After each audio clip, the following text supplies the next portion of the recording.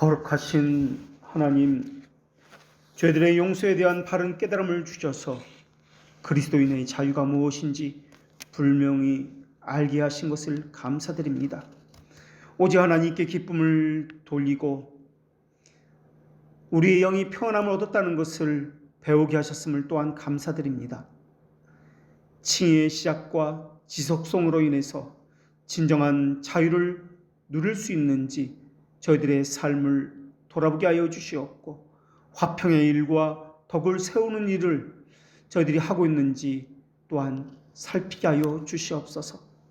거룩한 주의 말씀이 우리 심정에 내려가서 무상적인 하나님의 자비하심에 관한 복음이 새겨지게 하여 주시옵고, 이 시간 하나님께서 주시는 말씀을 통해서 든든히 교회들이 세워지게 하시옵고, 온전한 하나님의 말씀이 선포될 때마다 아멘으로 화답하는 주의 백성들이 이 땅에 가득 차게 하여 주시옵소서. 이 모든 것을 예수님의 이름으로 기도합니다. 아멘. 오늘 하나님께서 주시는 말씀, 로마서 14장 19절부터 21절까지의 말씀을 봉독합니다. 하나님의 말씀을 경청하십시오. 그러므로 우리가 화평의 일과 서로 덕을 세우는 일을 힘쓰나니 음식으로 말미암아 하나님의 사업을 무너지게 하지 말라.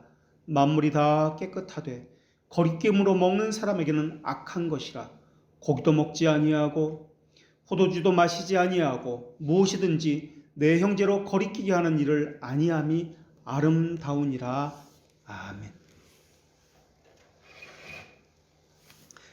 유대인에게 있어서 고기를 먹는 것은 율법이 금한 것이 아닙니다. 다만 피를 제거하지 않고 고기를 먹는다는 이것이 금기 사항이었습니다. 또 오늘 본문에는 포도주를 마시지 않는 것이 좋다라고 말씀하고 있습니다. 그러나 유대인에게 포도주를 마시는 것은 당연한 것이었습니다. 물과 같은 것이었기 때문에 그렇습니다. 포도주를 마시지 않는 이는 나실인이었습니다. 그러니까 나실을 제외하고는 누구든지 포도주를 마시는 것은 당연한 것이었습니다. 그러나 그 당시 시장에는 포도주도 그러하고 고기도 그러합니다만 이교의 우상에게 드려졌던 것이 있었습니다. 포도주는 제주로서 우상에게 바쳐진 것들이 시장에 나오곤 하였습니다. 유대인들은 그러한 고기와 그러한 포도주를 부정하게 여겼기 때문에 멀리 했던 것입니다. 이런 상황에서 그러한 포도주를 마시는 것, 그런 고기를 먹는 것이 어떤 사람에게는 걸림돌이 되었습니다. 우상에게 드려진 것인데 이것을 과연 내가 먹는 것이 옳은 것인가? 그래서 먹지 않는 것을, 마시지 않는 것을 믿음의 척도인 것처럼 생각했던 그러한 사람들이 있었습니다. 그러한 사람들을 위해서 다른 사람들도 먹지도 마시지도 말라 하는 것이 오늘 본문의 말씀입니다. 그래서 오늘 본문에서는 두 가지 실천적인 훈계를 하고 있습니다. 하나는 화평의 일에 힘써라. 또 하나는 서로 덕을 세우는 일에 힘써라 라는 말씀입니다. 특별히 형제들 사이에서 화평과 덕을 세우는 일에 대해서, 일치에 대해서 말씀하고 있는 것이 오늘 본문입니다. 음식을 먹는 것, 무엇을 먹는 것, 마시지 않는 것, 이러한 문제 때문에 하나님의 사업을 무너지게 하지 말라라고 하십니다. 음식을 먹는 것 때문에 교회가 무너지고 넘어지고 일어선다고요? 어떤 사람은 이것을 가장 큰 문제라고 생각했던 것 같습니다. 어떤 사람은 별것 아니라고 생각했을 것입니다. 음식을 먹는 게 그것이 무슨 문제가 되는 것인가? 교회가 이것 때문에 무너지고 이것 때문에 일어서는 것, 이것은 아니지 않는가라고 생각했을 것입니다. 진리에 관한 문제가 아니기 때문에 어떤 사람은 음식을 먹는 문제에 대해서 크게 생각하지 않았지만 어떤 사람은 이것이 아주 큰 문제라고 그렇게 생각했습니다. 그런데 오늘 본문에서는 약한 사람에게 이것 때문에 무너지고 일어선다고 생각하는 사람을 위해서 너희들도 먹지 말라, 마시지 말라라고 권면해주고 있는 말씀입니다. 사실 여기에는 병적인 세심함이 존재하고 있습니다. 어떤 사람들은 항상 두려운 마음을 가지고 이것도 하지 못하고 저것도 하지 못하고 하는 그런 성향을 가지고 있습니다. 병적인 소심함에 빠져서 다른 사람들은 어떻게 하나 유심히 살펴보고도 있습니다. 그것을 문제 삼기도 합니다. 그것에 따라 자신도 어떻게 해야 될지 그렇게 생각하고 있습니다. 목사도 저렇게 하는데, 목사님의 아이들도 저렇게 하는데, 그러면서 자신을 변호합니다. 그러나 우리가 기억해야 하는 것은 우리는 사람 앞에 선 것이 아니라 하나님 앞에 섰다는 사실입니다. 우리는 교회에 대해서 신앙을 고백할 때 4가지를 고백하고 있습니다. 우리는 하나의 거룩하고 보편적이며 사도적인 교회를 믿습니다. 내 생각, 내 삶, 내 행동은 과연 이 교회의 4가지 속성에 기여하고 있는가? 나의 이런 생각은 교회의 하나됨에 기여하고 있는가? 나의 이런 행동은 교회의 거룩함에 기여하고 있는가? 나의 이런 마음은 교회의 보편성에 기여하고 있는가? 나의 이러한 모든 것들은 정말로 교회에 가진 사도성에 기여하고 있는가?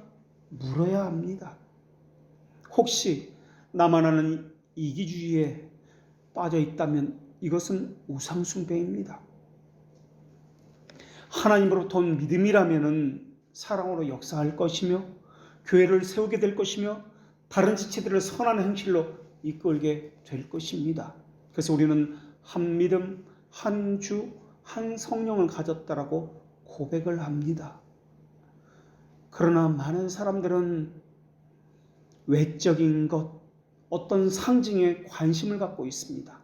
그러다 보니까 외식주의, 형식주의에 빠지곤 합니다. 사소한 것 하나를 지키지 못했다고 놀라워하고 촐랑거리며 또한 그것을 지켰다고 기뻐하고 있습니다. 다른 사람의 말꼬리를 붙들고 늘어지고 있으며 허풍을 떨고 있으며 혼자서 상상하고 있으며 중얼거리고 있으며 주관적 판단에 빠지고 있습니다. 그리고 자신의 생각이 맞다라고 생각합니다. 그리고 그것을 확인받으려고 여기서 기웃거리고 저기서 기웃거리고 있습니다. 또 어떤 것은 사소한 것이라고 생각하면서 문제가 되지 않는다고 자신의 잘못을 감싸 안기도 하고 다른 사람의 잘못된 것이라고 자신을 또한 변호하면서 다른 사람을 향해서 불평하기도 합니다. 그러나 기독교인의 자유의 법칙은 비천에 처할 줄도 아는 것이요 높아질 줄도 아는 것이며 모든 환경에 처할 줄도 아는 자유입니다. 그리고 우리가 기억해야 할 것은 그리스도인의 자유는 칭의와 연관되어 있다라는 것입니다. 반드시 그리스도인의 자유는 그렇기 때문에 하나님과 관련을 맺어야 한다는 것입니다. 칭의는 우리의 행위에서 얻어지는 것이 아니라 하나님의 자비하심에 의해서 얻어집니다. 칭의는 그리스도의 순종으로 인해서 얻어지는 것이기 때문에 그리스도의 의의 전가라고도 이야기하고 하나님의 언약과 관계를 맺고 있다라고도 이야기합니다. 그리고 이 언약은 사람의 행위를 배제한 영원 전의 선택됨으로 인해서 주어진 언약입니다. 복음에는 2가지 요소로 구성되어 있습니다. 하나의 요소는 칭의입니다. 또 다른 요소는 회개입니다. 복음이든 칭의이든 죄들의 용서와 관련을 맺고 있다라는 것입니다. 그리고 복음이든 믿음이든 칭의이든 거룩이든 이러한 모든 것들은 하나님과 관계를 맺고 있습니다. 칭의를 받은 사람은 죄들의 용서함을 받은 사람입니다. 그렇기 때문에 하나님의 심판대 앞에서도 평안을 누릴 수가 있는 것입니다. 그리고 죄의 저주에서 자유로울 수가 있는 것입니다. 이때 평안이 주는 것은 자유로움과 담대함입니다. 하나님과 관계를 맺은 자유함은 그래서 두려움이 없습니다. 세상에서 사람 앞에서는 두려워하지 않습니다. 죽음 앞에서도 두려워하지 않습니다. 단지 하나님만을 두려워하고 경외할 뿐입니다. 이것이 바로 자유가 주는 그러한 속성입니다. 그래서 자유는 사랑으로 서로 종노릇하라라고도 말씀하고 있습니다. 아니, 자유를 얻었는데 종노릇하라니요. 왜냐하면 이 자유는 칭의와 관계를 맺고 있으며 양심의 평안과 관계를 맺고 있으며 죄들의 용서에부터 나오는 것이기 때문에 하나님과 관계를 맺고 있다는 뜻입니다. 반면에 방종은 외적인 문제와 관련을 맺고 있습니다. 인간과 관련을 맺고 있습니다. 죄와 관련을 맺고 있습니다. 칭의는 하나님과 관계를 맺고 있기 때문에, 다시 말하면 칭의는 인간과 관계를 맺고 있는 것이 아니기 때문에 사람들을 향해서는 자신의 자유를 주장해서는 안 된다라는 말입니다. 왜냐하면 방종으로 흐를 수 있기 때문에 그렇습니다. 칭의라는 것은 죄들의 용서와 관련됐기 때문에 하나님의 심판대 앞에서는 자유롭습니다. 그러나 사람과의 관계에서는 자유를 말해서는 안 된다라는 것입니다. 그래서 그리스도인의 자유는 반드시 사람과의 관계를 고려해야 합니다. 그래서 칭의를 받은 사람은 사랑으로 서로 종유되기를 자처해야 합니다. 자원하고 자발적으로 기뻐하여 섬기는 것이 칭의를 받은 사람의 자유입니다. 그래서 의의종으로 사는 것이 칭의를 받은 사람의 삶입니다. 그래서 오늘 본문도 그리스도인의 자유를 이야기하는데, 이 자유는 죄들의 용서로부터 나온 자유이며 하나님과 관계를 맺은 자유이기 때문에 사람 앞에서는 자기를 부인하는 삶으로 나타나야 합니다. 서로 종노릇함으로 자기를 낮추어 섬기는 것으로 나타나야 합니다. 그리고 하나님을 향해서는 아버지라 부를 수 있는 자유로 나타납니다. 이것을 기도라고 이야기합니다. 이때 하나님을 아버지라고 부를 때 나타나는 기도는 상황 중심적인 기도도 아니요, 문제 중심적인 기도가 아닙니다. 문제 중심적인 기도라는 말의 의미는 주님께서 문제를 주셨지만은 그 문제를 풀어야 하기 때문에 하는 기도를 문제 중심적인 기도라고 이야기합니다. 주님께서 책망하시면, 우리에게 고난이 있으면 기도하는 것은 마땅할 것입니다. 그러나 어떤 문제가 있어서 기도를 시작했다면, 그 문제가 해결되었다면 기도하지 않는다는 말이 될 것입니다. 마치 고3 수능이 끝나면은 기도도 끝나는 것과 마찬가지 이치처럼 말입니다.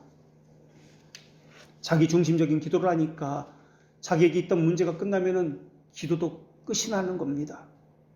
그리고 문제가 생기면 다시 기도하기 시작합니다. 이러한 일을 일평생 반복하는 것이 문제 중심적 기도 생활입니다. 기도를 통해서 주님을 더 알아간다는 것은 이런 것은 없습니다. 장성하는 것은 문제 중심적 기도를 통해서는 나타나지 않습니다. 항상 제자리 걸음입니다. 이것은 진정한 교제가 아닙니다. 진정한 기도도 아닙니다. 우리의 기도는 예수님의 이름을 중심으로 하는 기도입니다. 영원한 교제와 사귐을 말하는 기도가 우리가 하는 기도입니다. 그리고 이 기도는 하나님의 속성과 연결시키는 기도입니다. 하나님을 알아가는 것이 있어야 하고 믿음의 굳건함과 진보가 나타나는 것이 기도입니다. 이것은 문제 중심적인 기도가 아닙니다. 상황 중심적인 기도가 아닙니다. 하나님과 교제를 맺는 영원한 죄들의 용서에서 나타나는 아버지라 부르는 기도입니다. 이러한 기도를 가리켜서 주기도문에서는 하늘에 계신 우리 아버지라는 호칭으로 기도가 시작된다고 우리에게 알려주고 있습니다. 기도의 초점은 우리가 가진 필요에 의해서가 아니라 하늘에 계신 하나님의 바르게 아는 지식으로부터 시작된다라는 것을 말씀해 주고 있습니다. 하늘에 계신 우리 아버지라고 할 때 하늘에 계시다는 이 말의 의미는 하나님은 창조주란 말의 의미이고 우리는 피조물이라는 말의 의미입니다. 여기서부터 기도가 시작됩니다. 다시 말하면 창조주가 어떤 분인지를 아는 것으로부터, 창조주라는 말의 의미는 모든 것을 주시는 분이 하나님이시요 모든 것을 다스리고 보호하시고 심판하시는 분이 하나님이시라는 그러한 고백으로부터 시작되는 것이 하늘의 계신이라는 뜻입니다. 동시에 우리는 피조물이라는 사실을 아는 것으로부터 기도가 시작됩니다. 우리는 육신에 필요한 것들을 얻어도 그것을 통해서 하나님이 어떤 분인지 바르게 아는 것에 이르도록 주신 것이 하늘에 계신 우리 아버지라는 기도의 시작입니다.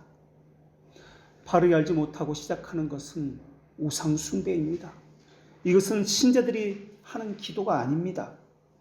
물론 기도를 해나가면서 자기를 부인하는 것이 나타납니다. 또 바르게 하나님이 어떤 분인지 아는 것이 나타나기도 합니다. 최소한 기도의 대상이 어떤 분인지 그리고 내가 어떤 존재인지 알고 시작하는 것이 하늘에 계신 우리 아버지로 시작하는 기도입니다. 헤아릴 수도 없는 이 죄들을 어떻게 제거할 수 있습니까? 죄들의 용서 가운데 칭의 요소 가운데 하나가 죄들의 용서라는데 이 의미가 무엇입니까? 죄들의 용서의 근거는 무엇입니까?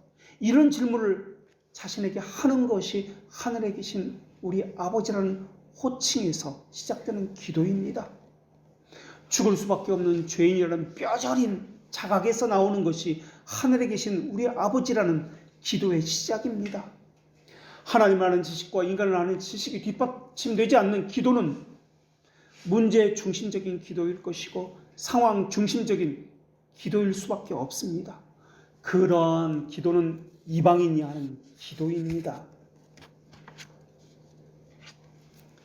죄의 지배와 사탄의 지배로부터 벗어난 하나님의 자녀가 드리는 기도가 아닙니다. 죄들의 용서함을 받고 자유함을 얻은 하나님의 자녀는 하나님이 어떤 분인지 알고 있습니다. 자기가 어떤 존재인지 너무나도 잘 알고 있습니다. 자신이 누리는 이 자유가 어떻게 온 자유인지 너무나 잘 알고 있습니다. 그래서 하나님의 영광을 위해서 살 수밖에 없는 존재라는 것도 잘 알고 있습니다. 하나님의 영광이라는 말을 성경에서는 다른 말로 거룩이라고도 표현합니다. 그래서 칭의를 받은 사람은 죄들의 용서함을 받았기 때문에 자유하게 됩니다. 이 자유는 하나님과 관계를 맺었다는 뜻이기도 합니다. 그런데 이 자유는 다른 지체들을 향해서는 절제하는 자유입니다. 순종하는 의를 가진 자유입니다. 그래서 로마서 12장 전까지는 칭의에 대해서 설명하고 있고 12장 이후부터는 그렇다면 칭의를 받은 자가 어떻게 살 것인가 라는 것을 말하면서 자신의 몸을 너희 몸을 하나님이 기뻐하시는 산 제물로 드리라 라고 말씀하고 있는 것입니다. 이때 우리는 우리 것이 아닙니다 라고 고백을 하는 것입니다. 그리고 두 번째는 하나님이 거룩하시니 너희도 거룩한 삶을 살라 라는 것을 말씀해 주고 있습니다. 우리 몸은 우리 소유가 아니라는 것이 첫 번째입니다. 하나님의 소유로서 살라는 것입니다. 이 말을 주기도문에서는 두 번째에서 이렇게 기도하고 있습니다. 하나님의 이름이 거룩히 여김을 받으시옵소서 라는 기도입니다. 하나님이 어떤 분인지 내가 어떤 존재인지 하늘에 계신 우리 아버지에서 표현되고 있습니다. 아무것도 모르는데 기도한다고요? 절대 있을 수가 없습니다. 하나님께 예배한다고요? 있을 수가 없습니다. 그것은 아무 신에게나 아부하는 것과 마찬가지입니다. 어떤 신이든 상관이 없습니다. 나를 이롭게 한다면, 내 문제를 해결해 준다면 어떤 신이든 나는 상관치 않습니다 라는 말입니다. 이러한 것은 이교도의 제사에서 볼 수 있는 그러한 일들입니다. 알 수 없는 신을 섬기면서 그들은 아부하는 말들을 해대곤 합니다. 그들이 섬기는 신은 사람이 만든 신입니다. 그렇기 때문에 그 신이 예배의 중심이 아닙니다. 그 신을 만든 사람이 예배의 중심에 있습니다. 그래서 신에게 맞추는 예배가 아니라 그 신을 만든 사람에게 맞추는 예배가 그들의 예배입니다. 그래서 사람의 감각에 맞추어서 예배를 그들은 드립니다. 사람이 나와서 춤을 추고 노래를 하면서 사람을 기쁘게 하는 예배가 그들의 예배입니다. 그러나 그리스도인의 예배에는 그리스도께서 우리를 위해서 어떠한 일을 행하셨는지 그것이 분명하게 드러나고 있습니다. 그것은 죄들의 용서와 관련되어 있습니다. 그렇기 때문에 하나님께서 죄들의 용서를 통해서 나타내 주셨던 전능하심과 지혜와 선하심과 의로우심과 자비하심과 진리를 찬양하는 것이 그리스도인의 몫입니다. 그것이 바로 하나님의 이름이 거룩히 여김을 받으소서라는 두 번째 기도입니다. 거룩히 여김을 받으소서라는 말의 의미는 또한 하나님의 속성의 대표성을 가진 말이기도 합니다. 하나님이 행하신 일, 하나님이 가진 성품, 속성, 이것이 거룩합니다 라는 말의 의미입니다. 교회는 하나님의 거룩하심에 의해서 죄들의 용서함을 받은 사람들이 모여있는 곳입니다. 이곳에 모인 사람들은 자신이 어떤 존재인지, 어떤 은혜를 받았는지를 너무나 잘 알고 있습니다. 그것이 살아있어야 합니다. 그것이 살아있지 않으면 문제 중심적인 기도를 하게 되어 있습니다. 하나님의 은혜가 늘 살아있어야 합니다. 그렇지 않다는 것은, 하나님의 은혜가 살아있지 않다는 것은, 내가 누구인지 모른다는 것은, 하나님이 어떤 분인지 모른다는 것은 문제 중심적인 그러한 사람이기 때문에, 그러한 신앙생활을 목적으로 하고 있기 때문에 은혜가 항상 살아있지 않다는 것입니다. 하나님은 호의를 베풀어 주셨습니다. 그것을 우리는 은혜라고 이야기합니다. 그것을 체험하여 아는 사람을 그리스도인이라고 이야기합니다. 그래서 그것을 체험하여 아는 사람은 감사 생활을 할 수밖에 없습니다. 우리는 비참한 존재입니다. 하나님의 존전에서 쫓겨났던 사람들입니다. 어디 갈 곳이 없던 그런 상태에 있던 비참함을 가지고 있었습니다. 이스라엘 백성은 가나안 땅을 약속으로 받았습니다. 그리고 거기서 성전을 지었고 하나님을 섬기며 살았습니다. 그러나 죄를 짓고 계속 반역하자 그들은 그 땅에서 쫓겨나서 바벨론의 포로로 끌려갔습니다. 그곳에서 고향을 바라보면서 늘 눈물로 울면서 지냈던 것이 이스라엘 백성들의 모습이었습니다. 그것이 우리의 상태입니다. 나라를 잃었다는 것은 뿌리를 뽑혔다는 말입니다. 근원적인 불안과 또한 염려로 가득한 삶을 살고 있다는 말일 것입니다. 미래에 대한 불안, 자기 생존에 대한 끊임없는 경계가 있습니다. 자기 스스로를 지키려고 몸부림을 치고 있습니다. 그러다 보니까 사는 것 자체가 너무나 힘겹습니다. 지금 살고 있는 나라는 자신의 나라가 아닙니다. 눈치 보며 살아야 합니다. 힘겨운 관계 속에서 살아야 합니다. 다른 나라에 옮겨 살고 있지만은 거기에 뿌리를 내리지 못하고 살고 있습니다. 이를 모르는 근원적인 불안이 계속되고 있습니다. 이 땅에서의 삶이 나그네의 삶이기 때문에 너무나 고단합니다. 늘 전쟁이 있는 것처럼 파수꾼으로 보초를 서야 하고 내 것은 하나도 없는 것처럼 청지기의 삶을 살아야 합니다. 마치 도살장에 끌려갈 양처럼 언제 죽을지 모르는 두려움 가운데 살아가고 있습니다.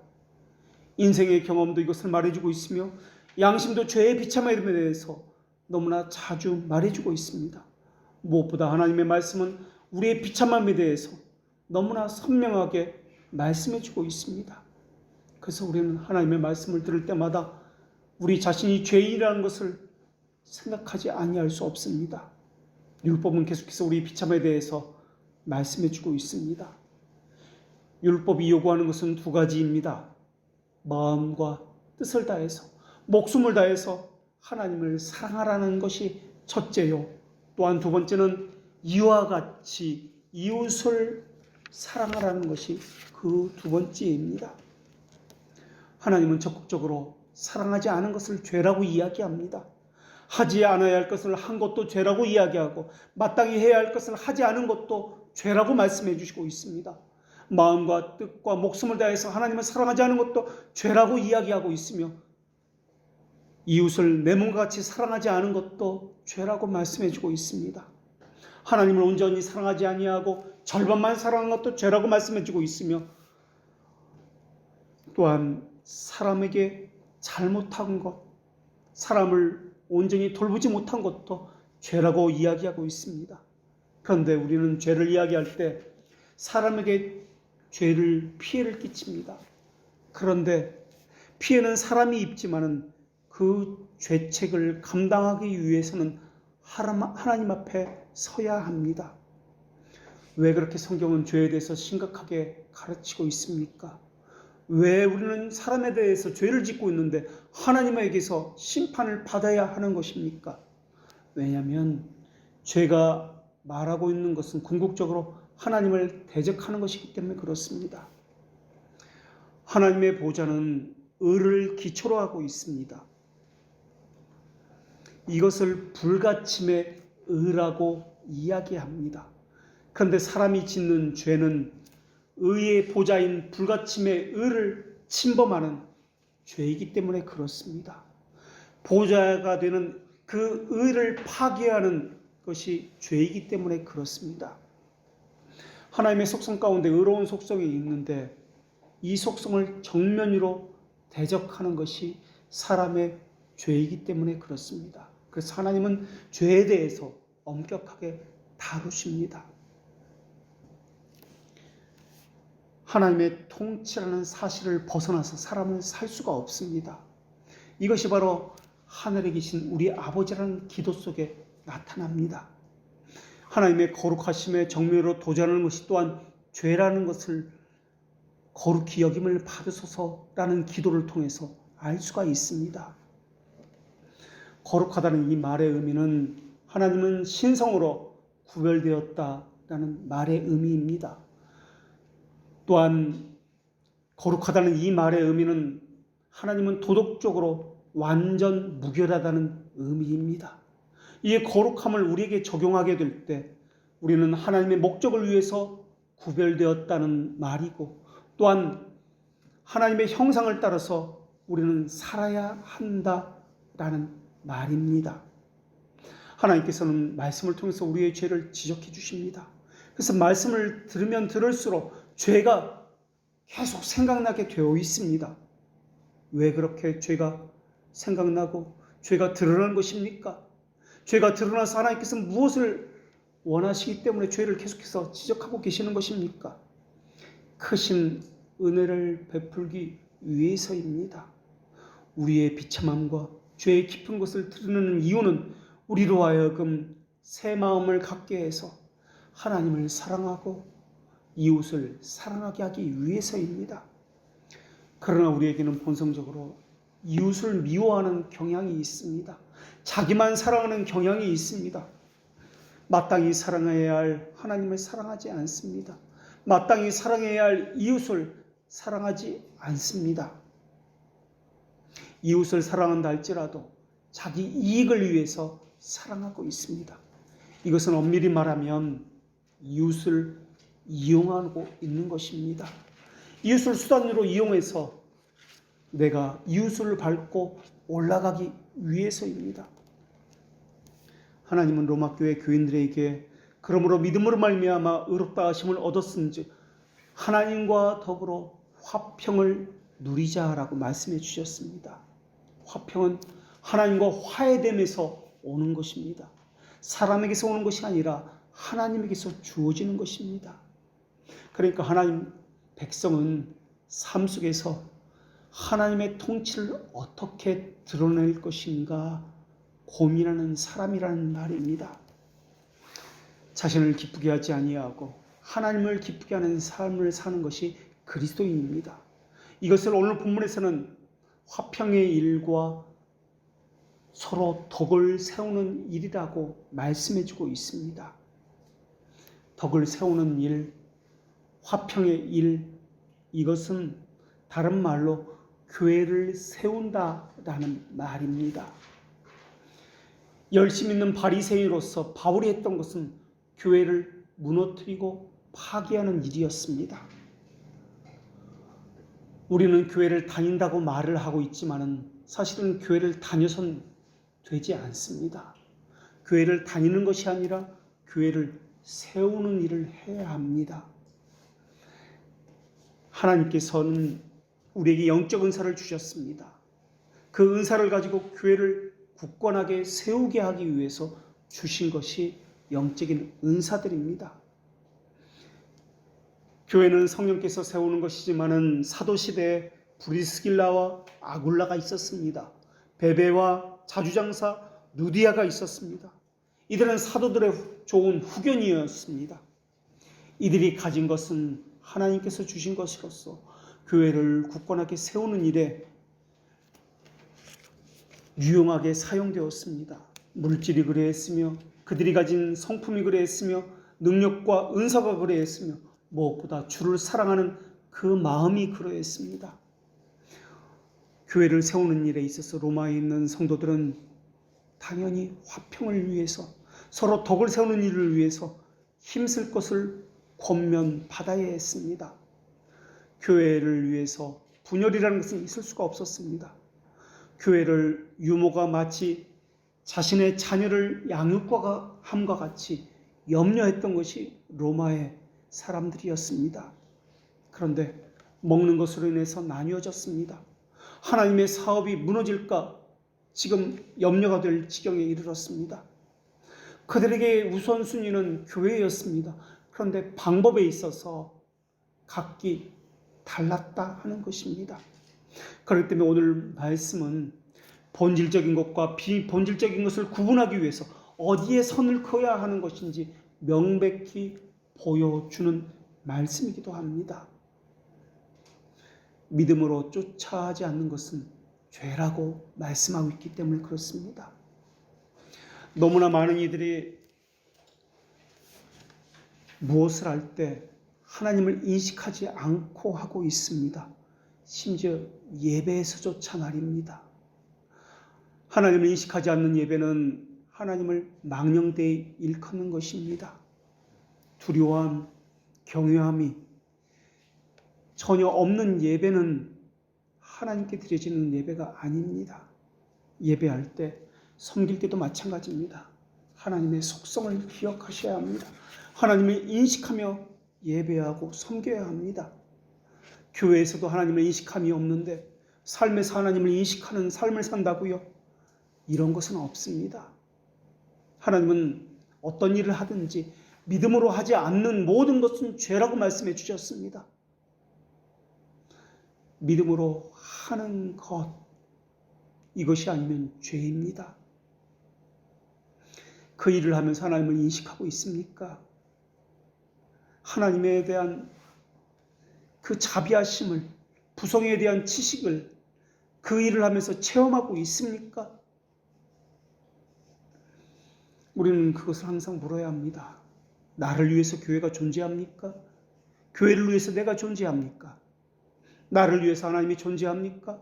하나님을 위해서 내가 존재합니까? 배교적인 신앙을 버려야 합니다. 잠을 자는 것도 하나님을 인식하며 잠을 자야 하고 잠에서 깨는 것도 하나님을 인식하면서 깨어야 합니다. 무엇을 하든지 믿음으로 쫓아하지 아니하는 것은 죄라고 하나님께서 말씀하셨습니다. 그리스도인의 초점, 추구하는 것은 무엇입니까? 우리가 원하고 목표하는 것은 또한 무엇입니까? 그것은 하나님의 영광입니까? 하나님의 이름이 거룩히 여김을 받는 것입니까?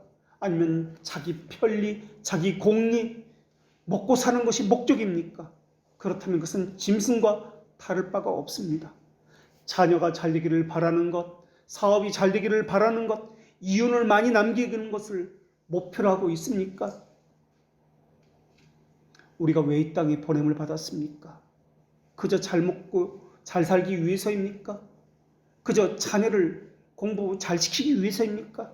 왜 아둥바둥 눈치 보면서 힘겹게 살고 있습니까? 우리가 동의할 수 있는 고상한 소명은 도대체 무엇이란 말입니까? 바울에게 있어서는 세계 복음화하는 일과 그리스도의 지상 명령에 순종하는 것이었습니다. 우상에게 바쳐진 음식을 먹느냐 먹지 않느냐 하는 것은 복음을 전파하는 일에 있어서는 중요한 것이 아니었습니다. 중요한 것은 하나님의 이름이 거룩히 하심을 받느냐 받지 않느냐 하는 것이었습니다. 절기를 지키든 지키지 않든 음식을 먹든 먹지 않든 그것은 중요한 것이 아니었습니다. 우리는 눈을 들어서 그리스도의 인격과 복음에 초점을 맞춰야 합니다. 자기 권리를 스스로 챙기면서 그런 다음에 나머지 것을 가지고 하나님을 섬긴다고요. 그것은 하나님을 욕보이는 것입니다. 교회는 하늘나라의 왕국입니다. 하나님의 백성은 하나님을 아버지로 부르는 사람들입니다. 주 예수 그리스도를 머리로 왕으로 모신 사람들이 그리스도인입니다. 그들에게서 하나님의 영광을 발견하는 것은 당연한 일입니다. 그들에게서 하나님의 거룩한 이름을 발견하는 것은 당연한 일입니다. 그렇기 때문에 그리스도인이라고 불리고 있습니다. 그런데 그들을 통해서 그리스도의 이름이 훼손되고 있다면 그들을 무엇이라 불러야 하는 것입니까? 하나님은 하나님의 찬송하기 위해서 그의 백성을 지으셨다고 말씀하셨습니다. 하나님의 아름다운 덕을 선포하기 위해서 그들을 부르셨다고 말씀하셨습니다. 그들은 하나님의 영광이라고 불리고 있습니다. 그들은 하나님의 아름다운 면류관이다 라고 불리고 있습니다. 그럼 우리는 너희 빛이 사람 앞에 비치게 하여서 그들로 너희의 착한 행실을 보고 하늘에 계신 너희의 아버지께 영광을 돌리게 하여야 할 것입니다. 우리는 해야 할 일이 너무나 많이 있습니다. 우리가 하지 않기에 남겨진 사명들이 너무나 많이 있습니다. 거짓된 교회는 신앙 고백을 하는 사람의 수를 교회의 표지로 내세우고 있습니다. 그러나 이슬람은 자신의 신앙을 고백하는 사람들을 비교도 할 수 없을 만큼 많은 숫자를 가지고 있습니다. 초대교회 아리우스가 살던 시대에 거의 모든 세계의 모든 사람들이 아리우스주의를 믿었고 그것을 찬양했습니다. 황제와 또한 권력을 가진 사람과 국민이라 불리는 거의 모든 사람들이 잘못된 아리우스주의자들을 이었습니다. 우리는 요한계시록 13장에서 온 땅이 짐승을 따르게 되린다는 기록도 보고 있습니다. 교회는 항상 적은 무리였습니다. 천국에 이르는 길을 찾는 사람은 언제나 소수였습니다. 교회의 역사에는 언제나 거짓교회가 있었습니다. 거짓교회는 성직자의 수로 교회의 참됨을 말하고 있습니다. 외형적인 규모와 교회의 화려함을 교회의 표지로 말하고 있습니다. 마치 화려한 곳에서 예수님을 찾았던 동방 박사와 같은 모습으로서 말입니다. 물론 가정이긴 합니다만 동방 박사가 예수님을 찾기 위해서 궁전으로 가지 않았다면 말입니다. 헤로드에게서 이스라엘 왕이 어디에서 났느냐고 묻지 않았다면 말입니다. 그렇다면 온 이스라엘의 아기들은 죽지 않았을 것입니다. 예수님은 화려한 데 있지 않았습니다. 사람이 많은 곳에 오시지 않았습니다. 낮은 곳, 비천한 곳, 사람이 찾지 않은 곳에 오셨습니다. 그런데 사람들은 화려한 곳을 찾습니다. 사람들은 사람이 많은 곳을 찾습니다. 그곳에서 예수님을 찾습니다만 예수님은 그곳에 없습니다. 어떤 사람은 기적을 교회의 참된 표지로 내세웁니다. 그러나 초대교회에 있었던 이적들이 있었습니다. 몬타는 수파가 그랬던 것처럼 속사도 시대의 이단들과 적그리스도가 자신들이 참된 교회라고 이야기하면서 기적과 예언을 가지고 참된 교회의 표징으로서 제시했던 것을 우리가 이미 배워서 알고 있습니다. 고대 노아 시대의 교회의 영예는 어디에 있었단 말입니까? 그때 온 세상은 부패해서 각기 제 길로 갔습니다. 죄악이 관영한 시대였습니다. 아무리 복음을 전해도 듣지 않았습니다. 오직 노아와 노아의 식구만이 교회 안에서 보존되었을 뿐입니다.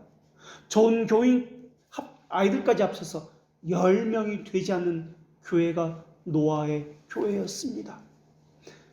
엘리야 시대에도 그랬습니다. 자기 혼자만 남아있다라고 절망했습니다. 그때 교회의 영예는 어디에 있었단 말입니까? 유대의 악한 왕들이 성전을 파괴했고 국가적으로 우상 숭배를 국법으로서 강력한 법률로서 온 나라에 명령했습니다.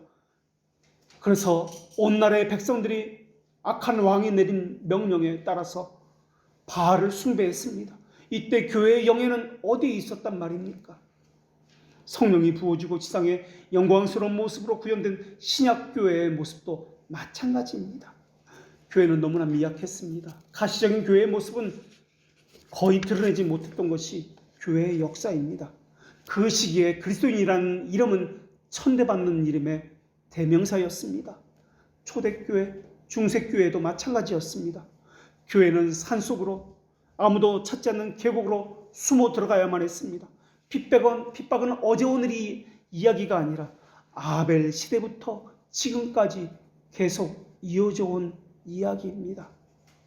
성경은 적그리스도가 통치하던 시기에 교회가 광야로 숨어 들어가서 1260일 동안 숨어 지낼 것이라고 명백히 말씀하고 있습니다.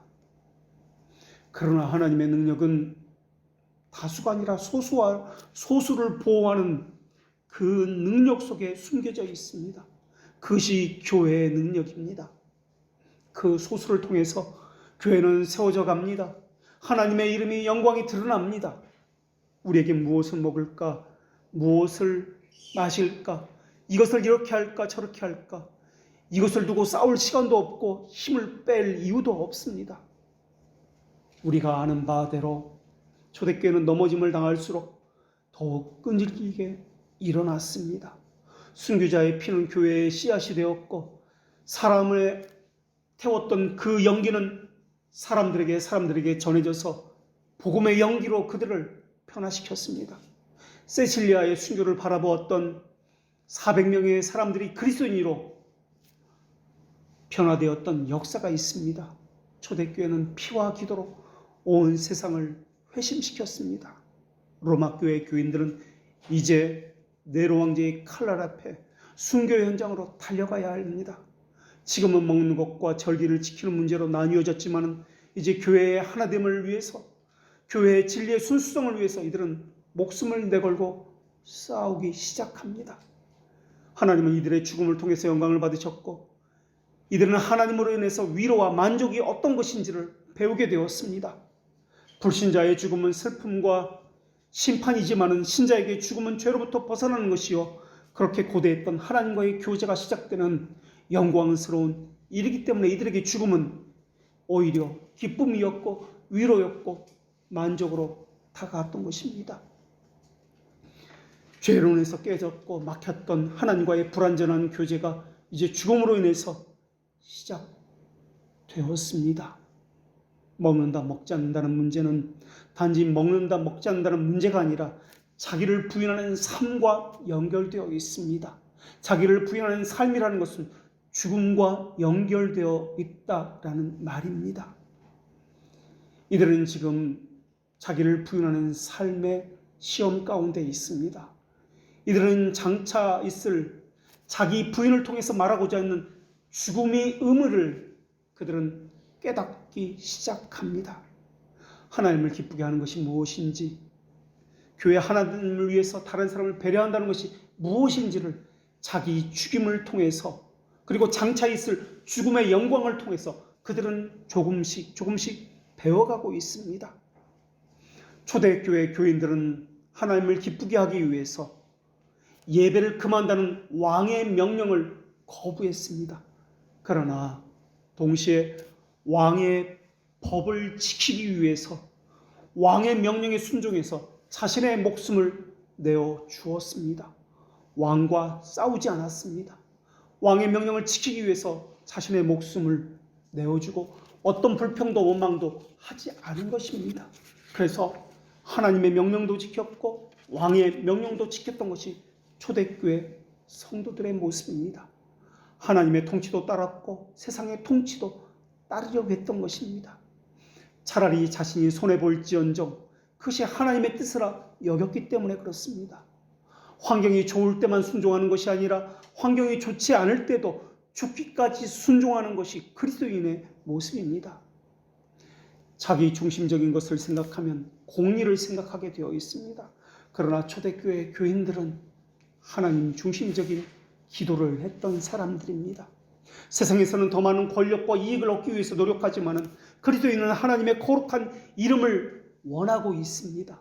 어떻게 하는 것이 하나님의 거룩한 이름이 더더욱 드러날 것인가, 이것을 위해서 노력하는 사람들이 그리스도인입니다.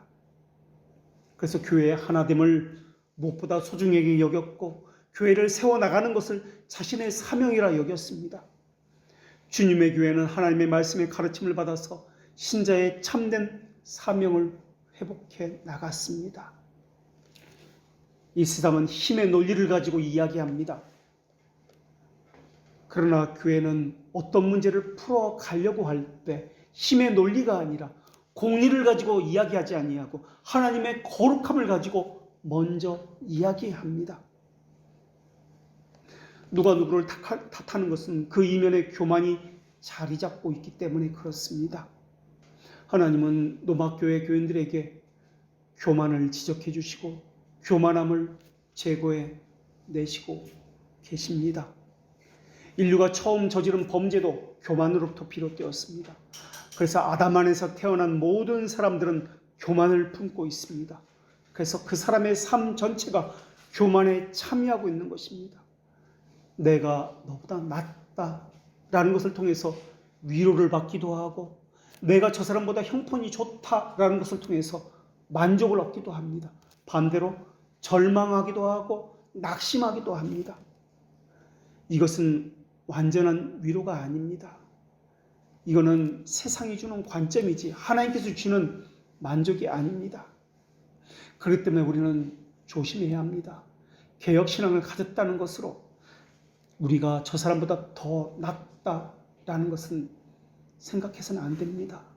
저들은 절기를 지키고 우리는 절기를 지키지 않는다. 그렇기 때문에 우리가 더 성경적이다. 그래서 저들은 안 됐다, 잘못됐다라고 해서는 안 될 것입니다. 사람은 어떤 것에서 다른 사람보다 더 나은 것을 찾아서 만족하려고 합니다. 거기서 위로를 받으려고 합니다. 이것이 바로 사람의 타락한 선천성입니다. 그러나 우리의 유일한 위로와 만족은 그리스도로 인해서입니다. 그리스도를 아는 지식이 있다면 그 지식을 가진 사람은 자신을 다른 사람보다 더 낮추게 될 것입니다. 왜냐하면 자신이 너무나 크나큰 죄인이라는 사실을 잘 알기 때문에 그렇습니다. 죄를 해결하기는커녕 죄를 해결하려고 노력하면 노력할수록 더욱 죄 가운데 깊이 빠져가는 것이 우리의 근원적인 한계이기 때문에 그렇습니다. 교만의 죄는 자기 스스로 죄를 해결하려고 하는 죄입니다. 그리고 하나님과 같이 판단하려고 하는 죄입니다. 교만을 품으면 우상을 섬기는 삶을 살 수밖에 없습니다. 교만을 품은 사람은 하나님의 나라에 참여할 수가 없습니다. 유대인들은 이방인을 향해서 개라고 이야기했습니다. 그래서 이방 여자가 예수님의 상 앞에서 개도 주인의 상에서 떨어지는 부스러기를 먹습니다 라고 하면서 자신을 수르보니게 여인이 자신을 개라고 그렇게 표현했습니다. 그래서 유대인들은 이방인들을 개라고 경멸하면서 밥도 같이 먹지 않고 당연한 말조차 거는 것을 부정하게 여겼습니다. 함께 있는 것을 부정하게 여겼습니다. 그런데 복음이 이방인에게 전해졌을 때 유대인은 개처럼 경멸스러웠던 그 이방인들의 신자의 도움을 받기 시작했습니다. 예루살렘에 있는 유대인을 위해서 이방인들이 그렇게 경멸을 받았던 이방인들이 자발적으로 헌금을 했습니다. 예루살렘 교회도 이방인을 개라고 여기지 아니하고 오히려 그들이 주는 연보를 기쁘게 받았습니다. 우리식으로 말하면 개척교회가 대형교회를 돕는 것과 마찬가지 이치였습니다. 자기 것을 아까워했고 공리만 추구하던 그런 시대에 살던 사람에게는 이런 일은 불가능할 것입니다.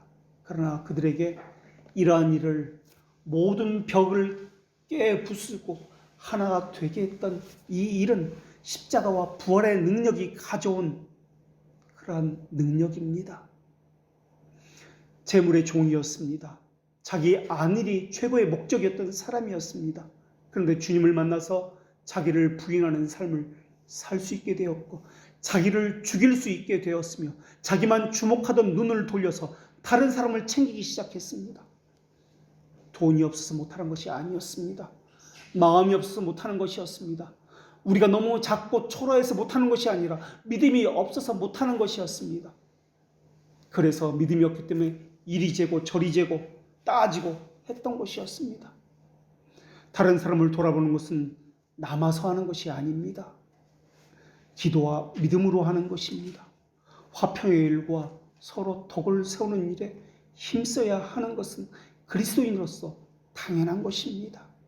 하나님은 일방적으로 도우라 하지 않았습니다. 서로가 서로에게 덕을 세우라라고 말씀해 주셨습니다. 사람의 생명은 그 소유가 넉넉한 데 있지 않습니다. 마음에 공리가 자리 잡고 있으면 다른 사람의 것이 더 좋아 보이고 다른 사람의 소유가 더 우위에 있게 보이게 되어 있습니다. 그때 나온 것은 원망과 불평입니다. 자신에 대한 한탄과 좌절이 나옵니다. 그러나 하나님을 기업으로 삼은 사람은 그 마음에 하나님만이 유일한 위로와 만족입니다. 하나님께서는 광야 생활에 있었던 출애굽한 이스라엘 백성에게 이것을 가르쳐 주셨습니다. 그리고 이제는 로마 교회 교인들에게 이것을 가르쳐 주고 있습니다. 그리스도인은 하나님을 그들의 유일한 기쁨과 위로로 삼은 사람이기 때문에 그렇습니다. 기도하겠습니다. 하나님, 하나님의 거룩하심과 신성에 대한 분명한 고백이 있게 하셨습니다. 그래서 교회로 불러 모으셨고 교회의 하나됨과 하나님의 영광을 위한 삶을 살게도 하셨습니다. 그리스도께서 종의 형체를 가졌기에 그리스도에게 접붙인 자들은 자신에게 부여된 섭리적 신앙에 따라서 자신을 낮추고 우리의 불행한 모방을 그치고 자기 길을 부인하는 신앙의 길을 걷게 하셨습니다. 이 모든 것이 하나님의 자비하심으로부터 나왔음을 고백하며 감사와 찬송과 영광과 존귀를 오직 주께만 돌려드립니다. 의의 나무 곧 하나님께서 심으신 바 그 영광을 나타내는 자들이 되기를 간절히 소망하오니 주의 기쁨의 면류관이 되게 하여 주시옵소서. 하나님의 거룩하신 이름이 이 땅에 있는 모든 주님의 교회를 통해서 나타나게 하여 주시옵소서. 이 모든 것을 우리의 유일한 위로와 소망이 되신 예수님의 이름으로 기도합니다. 아멘.